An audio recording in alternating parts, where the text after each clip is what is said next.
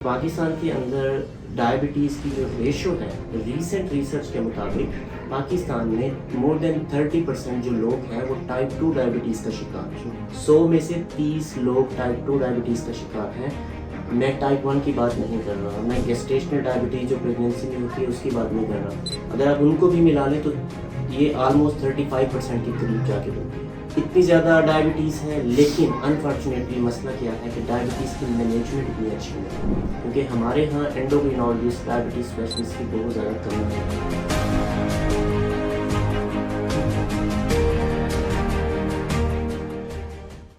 अस्सलाम वालेकुम, आप देख रहे हैं डॉक्टर मोहम्मद अजमल यूट्यूब और फेसबुक चैनल। आज हमारे पास डॉक्टर मोहम्मद फराज आए हैं जो यूके से आए हैं, तो कल ही वापस हैं। हमने इनके बाजू पे देखा है कोई ऐसी चीज़ लगी हुई है जिसका हमें आइडिया नहीं था। तो आइए पूछते हैं ये क्या चीज़ है और हमें इसके बारे में वो क्या बता सकते हैं। जी अस्सलाम वालेकुम साहब। जी अजमल भाई, वालेकुम अस्सलाम। अजमल भाई बेसिकली मेरे क्लास फेलो हैं, RMC बैच 40 से हैं, और thank you very much sir, आपने हमें इनवाइट किया है। और बाय द वे, आपने जो मेरे बाजू पे देखा है, इफ़ यू कैन सी, ये जस्ट एक सेंसर है, ठीक है। पाकिस्तान में भी यूज़ होता होगा, लेकिन मुझे इतना आइडिया नहीं है। मे बी शिफा वाले इसे यूज़ कराते हैं। ये थोड़ा सा एक्सपेंसिव है, ऑलमोस्ट जो है 13 से 14,000 15,000 का 2 वीक्स का पड़ता है। इसका बेसिकली जो पर्पस है वो मैं आपको फोकस करना चाहूँगा, इसका फोकस इसकी तरफ लाना चाहूँगा कि पाकिस्तान के अंदर डायबिटीज़ की जो रेशो है, रीसेंट रिसर्च के मुताबिक पाकिस्तान में मोर देन 30% जो लोग हैं वो टाइप 2 डायबिटीज़ का शिकार हैं। 100 में से 30 लोग टाइप 2 डायबिटीज़ का शिकार हैं। मैं टाइप 1 की बात नहीं कर रहा, मैं गेस्टेशनल डायबिटीज़ जो प्रेगनेंसी में होती है उसकी बात नहीं कर रहा। अगर आप उनको भी मिला लें तो ये ऑलमोस्ट 35% के करीब जाके बनती है। इतनी ज़्यादा डायबिटीज़ है, लेकिन अनफॉर्चुनेटली मसला क्या है कि डायबिटीज़ की मैनेजमेंट इतनी अच्छी नहीं है, क्योंकि हमारे यहाँ एंडोक्रिनोलॉजिस्ट, डायबिटीज़ स्पेशलिस्ट की बहुत ज़्यादा कमी है। तो इसलिए टेक्नोलॉजी का भी लोगों को इल्म नहीं है। मेडिसिन के लोग ज़्यादातर डायबिटीज़ को मैनेज करते हैं, और टेक्नोलॉजी का भी इतना एज़ कम्पेयर टू एंडोक्रिनोलॉजिस्ट या जो डायबिटीज़ स्पेशलिस्ट होता है वो पता नहीं होता। सो तीसरी बात जो है, टेक्नोलॉजी थोड़ी सी महंगी है। जब मैं यूके में गया तो मुझे इनिशियली क्या हुआ कि थोड़ा सा मेरी 1-2 बार शुगर लेवल्स कम हुए, तो उन्होंने मुझे सेंसर दिया। ये बेसिकली एक सेंसर है, इसको आप बाजू पे, इस साइड पे, पेट पे या टांग पे, कहीं पे भी इसको चिपका सकते हैं। ये चिपका हुआ है यहाँ पे। ये इसकी जो स्टिकिंग पावर है बहुत अच्छी है।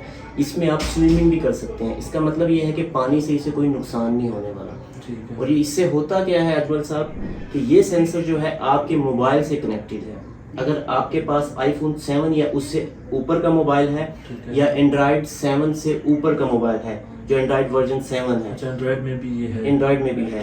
इन दोनों में क्या होना चाहिए कि NFC सेटिंग अगर आपके मोबाइल में है तो आप मोबाइल यूज़ कर सकते हैं। जब मुझे ये सेंसर लगा था तब मेरे पास NFC सेटिंग वाला मोबाइल नहीं था, तो उन्होंने मुझे एक डिवाइस दी थी। इतनी वो डिवाइस होती है, उससे ये हर टाइम कनेक्टेड है। उसमें ये होगा कि जब आपकी शुगर एक ख़ास लेवल से ऊपर जाएगी वो अलार्म देगा आपको, जब नीचे जाती है तब भी ये अलार्म आता है। तो इसका बेसिक जो पर्पस है, ये टाइप 1 डायबिटीज़ के लोगों में आता है, क्योंकि उनमें शुगर के कम होने के चांसेस बहुत ज़्यादा होते हैं, क्योंकि वो इंसुलिन लेते हैं। ठीक है।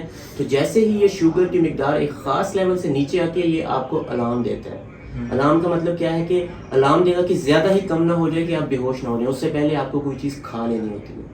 सो ये सर इसका पर्पस है। और जो है, इससे आपकी डायबिटीज़ बड़ी अच्छी मैनेज हो जाती है। आपको 24 घंटे आपकी एक लाइव ट्रेसिंग चल रही है, ठीक है ना। आपको सुई प्रिक करने की ज़रूरत है, ना खून निकालने की ज़रूरत है। 24 घंटे आप हर सेकंड अपने जो है ना शुगर की मिकदार अपने मोबाइल के ऊपर देख सकते हैं इससे। अच्छा, ये किसी भी टाइम आप चेक करना चाहें तो वो आ जाएगी। जी, अगर ऊपर या नीचे जाएगी तो वो आपको अलार्म दे देगी, आपको अलार्म देगी, तंबीह कर देगी। ठीक होगा। चलें सर, ये अब ये बताएं कि अगर ये पाकिस्तान में है अवेलेबल, क्योंकि आप तो माशाल्लाह यूके से आए हैं, तो इधर पाकिस्तानी के पास इस तरह की मैंने नहीं देखी टेक्नोलॉजी। तो आपके नॉलेज में हो ये पाकिस्तान में अवेलेबल है नहीं है, ताकि अगर लोग ख़रीदना चाहें, जो लोग अफोर्ड कर सकते हैं, तो उनके लिए आप क्या बताएंगे? जी अच्छा, ये जो टेक्नोलॉजी है, जैसा कि आपको पता होगा कि टेक्नोलॉजी जैसे स्टार्ट में आती है महंगी होती है, और with the passage of times technology cheap सस्ती हो जाती है। तो ये टेक्नोलॉजी अभी ये जो मैंने लगाया हुआ है, ये लिब्रा 2 है। पाकिस्तान में लिब्रा 1 भी अवेलेबल है, 2 भी अवेलेबल है, लेकिन बाहर में लिब्रा 3 भी आ चुके हैं, और 4 भी लॉन्च होने वाला है। लेकिन जो NHS से मैंने लिया है वहाँ पे वो हमें फ्री स्पॉन्सर करते हैं, तो लिब्रा 2 तक अभी वो फ्री दे रहे हैं, लेकिन उन्होंने अभी लिब्रा 3 स्टार्ट नहीं किया। लेकिन लिब्रा 1 है, 2 है, 3 है, जो भी है सबका फंक्शन एक ही है, ठीक है। तो पाकिस्तान में भी अवेलेबल है। जो मैंने रिसर्च की है उसके मुताबिक ये है कि जो लिब्रा 1 है उसकी आपको कॉस्ट पड़ती है 6 से 7 हज़ार 2 वीक की, 2 हफ्ते के लिए, 2 हफ्ते के लिए।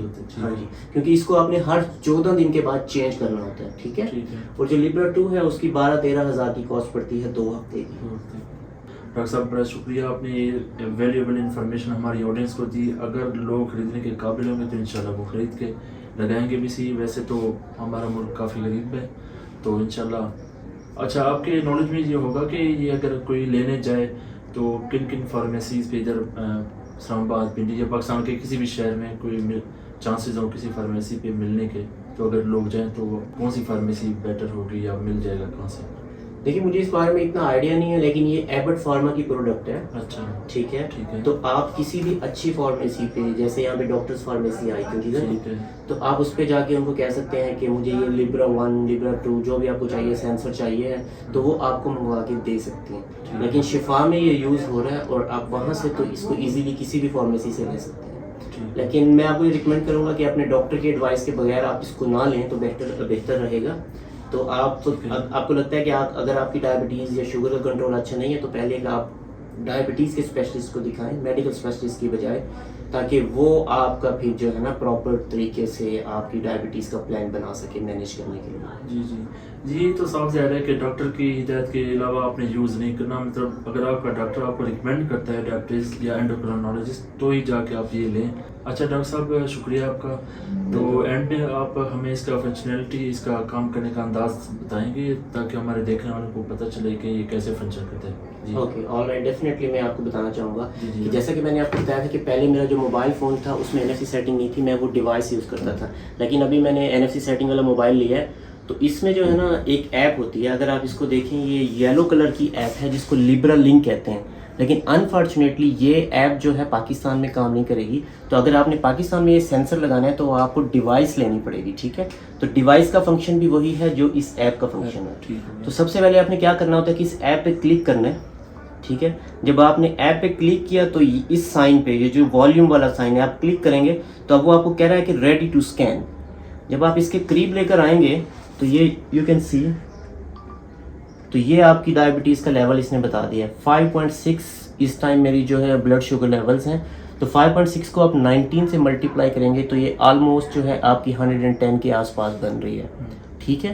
तो इस तरह से ये आपकी ट्रेसिंग चल रही है। अनफॉर्चुनेटली मॉर्निंग में जो है, क्योंकि मैं घर से बाहर था, मेरी स्लाइटली ज़्यादा रही है, लेकिन अब ये नॉर्मल रेंज में आ रही है, ठीक है। तो अगर आप पाकिस्तान से ख़रीदेंगे तो ये आपका यूनिट चेंज हो जाएगा। वहाँ पे 5.6 की बजाय वो 115, 110, 130, 200 वाले यूनिट यहाँ पे आएंगे, क्योंकि ये बाहर किया तो यहाँ पे यूनिट भी थोड़ा सा चेंज है। सो ये वेरी इजी टू यूज़ है सर। ठीक है सर। और हर कोई इसको बड़ा इजीली यूज़ कर सकता है और अपनी डायबिटीज़ मैनेज कर सकता है। जिसके पास एंड्रॉयड है या आईफोन है 7 से अब वो इजीली इसको वो मॉनिटर कर सकते हैं अपनी शुगर बगैर प्रिक किए, बगैर खून निकाले। बिल्कुल ऐसे ही है सर। थैंक यू, आपने बड़ा टाइम दिया, हमारी ऑडियंस को इतना समझाया। तो उम्मीद है कि लोग नई टेक्नोलॉजी की तरफ आएंगे और ये इस्तेमाल करेंगे। You are more than welcome doctor Ajmal, आप बड़ा अच्छा काम कर रहे हैं लोगों की अवेयरनेस के लिए, और मैंने देखा है आप मुख्तलिफ टॉपिक्स पे वीडियोस बनाते हैं, तो कीप गोइंग प्लीज़। जी सर, एंड इंशाल्लाह हमारे जो पब्लिक है, नॉर्मल पब्लिक है, उनकी अवेयरनेस के लिए बड़ी अच्छी चीज़ है। Thank you very much.